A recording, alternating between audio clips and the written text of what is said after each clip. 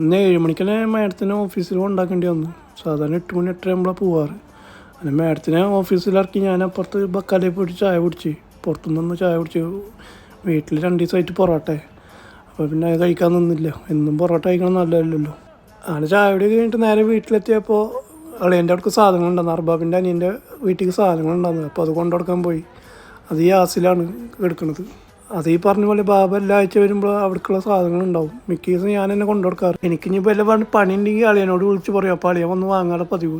പിന്നെ മദർസൊന്നും ഇല്ലാത്തതുകൊണ്ട് ഇപ്പോൾ തീരെ പണി ഉണ്ടാവാറില്ല. അപ്പോൾ ഇതുപോലത്തെ പണിയൊക്കെ കിട്ടുന്ന ഇടയ്ക്ക് നല്ലതാണ്. റൂമിൽ എത്ര വെച്ചിട്ട് മൊബൈൽ നോക്കി ഇരിക്കുക. അപ്പോൾ ഇതുപോലത്തെ ഒന്ന് പണി കിട്ടുമ്പോൾ ഒന്ന് പുറത്തേക്ക് ഇറങ്ങുമ്പോൾ ഒന്ന് റിഫ്രഷ് ആവുകയും ചെയ്യും. എന്നാൽ എൻ്റെ വീട്ടിലെ സാധനം കൊടുത്തിറങ്ങി നേരെ 60 എന്നാലും പഴയന്മാർ ഇങ്ങനെയാണ് പോവുക. ഉണ്ടല്ലേ, അതാണ് അവസ്ഥ.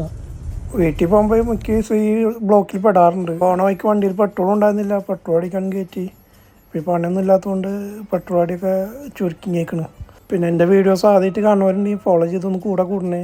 ലൈക്കും സപ്പോർട്ടും ഉണ്ടാവണേ. നിങ്ങളെ സപ്പോർട്ട് കൊണ്ടാണ് ഇതുവരെ ഇങ്ങനെ എത്തിയത്.